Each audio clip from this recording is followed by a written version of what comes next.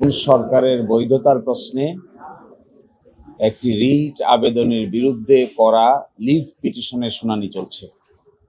এর মধ্যে আমরা ইন্টারভেনার হিসেবে অংশগ্রহণ করেছি। আমরা আমাদের নিবেদনে বলেছি যে বর্তমান সরকার জনগণের অভিপ্রায়ের ভিত্তিতে গঠিত সরকার, যাকে ইংরেজিতে বলে কনস্টিটিউয়েন্ট পাওয়ার বলে গঠিত সরকার। এর বাংলা হলো গাঠনিক ক্ষমতা প্রয়োগ করে সরকার গঠিত হয়েছে। অর্থাৎ 5 তারিখে যে অভ্যুত্থান হয়েছে, 6 তারিখ 7 তারিখে কোনো সরকার ছিল না, 8 তারিখে যে সরকার গঠিত হয়েছে এটি জনগণের ক্ষমতা এক্সারসাইজ করে এই সরকার গঠন করা হয়েছে। এবং এই সরকারের 3টা ম্যান্ডেট, একটা বিচার, একটা সংস্কার আর একটা নির্বাচন, এবং এরই আলোকে সরকার পরিচালিত হচ্ছে। গণ অভ্যুত্থানের গঠিত সরকার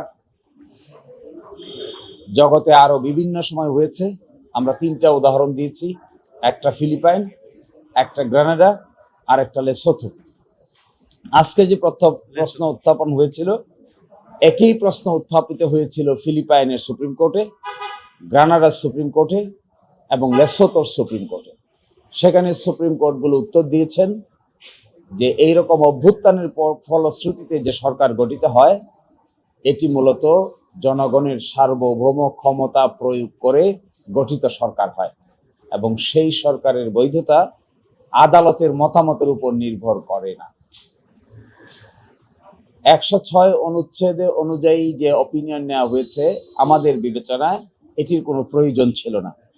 এটি একটি ইংরেজিতে বলে রিডান্ডেন্ট কাজ করেছে। 106 নিলেও কোনো অসুবিধা নাই, 106 না নিলেও কোনো অসুবিধা নেই। 106-এর উপর এই সরকারের বৈধতা নির্ভরশীল নয়। এই সরকারের বৈধতা নির্ভরশীল হলো বাংলাদেশের জনগণের সার্বভৌম ক্ষমতার অভিপ্রায়ের বহিঃপ্রকাশ হিসেবে, এবং এটাই একটা সরকারের সবচাইতে বড় লেজিটিমেসি। কেউ যদি বলে এই সরকার কিসের উপর দাঁড়িয়ে আছে, এই সরকার দাঁড়িয়ে আছে জনগণের ইচ্ছার বহিঃপ্রকাশের উপরে।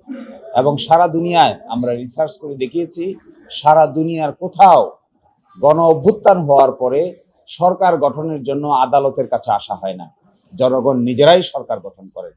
এখানেও তাই হয়েছে, সকলে মিলে কনসেনসাসের ভিত্তিতে সরকার গঠিত হয়েছে। এখানে আদালতের মতামতের পক্ষে বিপক্ষের কোনো প্রশ্ন জড়িত নেই। কারণ আপনারা দেখবেন বাংলাদেশের যে প্রধান বিচারপতি নিয়োগ হয়েছেন, বাংলাদেশের যে প্রধান উপদেষ্টা নিয়োগ হয়েছেন, তাদের নিয়োগপত্রের মধ্যে খুঁজে দেখবেন কোথাও 106-এর কোনো রেফারেন্স কেউ দেয় নাই। ফলে বর্তমান সরকার ইজ এ লেজিটিমেট গভর্নমেন্ট, এটি একটি বৈধ সরকার, এবং বৈধতার ভিত্তি হলো জনগণের ইচ্ছা, জনগণের অভিপ্রায়, জনগণের সার্বভৌম ক্ষমতার বহিঃপ্রকাশ। এই ধরনের সরকার পৃথিবীতে যেখানে গঠিত হয়েছে সেই সমস্ত জায়গায় অত্যন্ত শক্তিশালী সরকার গঠিত হয়েছে। এই জন্যই তারা সংস্কার করতে পারছে, এই জন্যই তারা বিচার করতে পারছে, এই জন্যই তারা নির্বাচনের আয়োজন করতে পারছে। এই কথাই আমরা আদালতের সামনে উপস্থাপন করেছি।